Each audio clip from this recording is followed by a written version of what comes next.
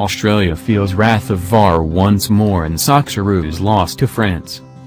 Given the consternation felt throughout the A-League season on the topic of video assistant referees, it felt almost fitting that the first team to feel the wrath of VAR at a World Cup would indeed be Australia. The Socceroos put on an extremely encouraging performance against mighty France, one of the favourites to take out this year's FIFA World Cup, but ultimately fell short at the death in a 2-1 defeat.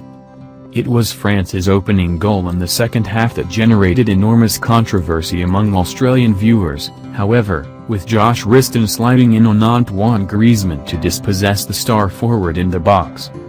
At first viewing, Risdon's tackle appeared to make contact with the ball before following through on Griezmann. Tellingly, one angle from behind goal, with both players heading towards the camera, appeared to show Risdon making slight contact on the ball, before felling the Frenchman. But the VAR settled on two angles which did not make that contact with the ball obvious. Presented to the on-field referee, those two angles made it a slam dunk case for France's penalty claims, with Risdon appearing to foul Griezmann. Griezmann promptly dispatched the penalty with aplomb, putting France 1-0 up. The body language was that he didn't know, Socceroos coach Bert van Marwijk said of referee Andrés Cunha while the official was watching the review on screen. Let's say from 10, 7 people say penalty and 3 say no penalty. So I don't know. He was standing very close in the moment of the penalty incident, and he directly said no penalty, he directly said go on. It's also a human being, so everybody makes mistakes. But when you are 100% sure it's no penalty and you go and you doubt, you have to ask him. VAR technology is not some objective robot. The decision compounds one of the key issues with any video technology, making decisions in a three-dimensional world based off two-dimensional images. From one angle, Risdon gets a touch on the ball. From another, he doesn't.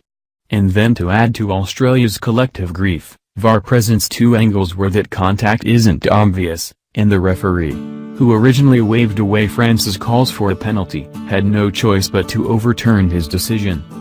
What VAR also failed to do was bring clarity to contentious moments that occur in a football match.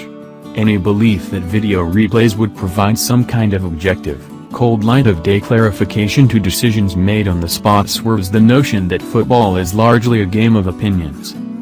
One opinion: Risdon made slight contact with the ball before bringing Griezmann down, therefore it was a legitimate tackle and play should continue. A second opinion: Risdon may or may not have won the ball initially, but in a second action, brought Griezmann down off the ball, therefore it's a penalty every day of the week.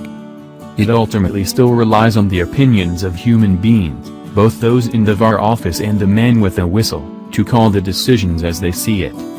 And the case in Kazan, VAR would have informed the referee there was vision which may change his mind, though the images are not clear-cut.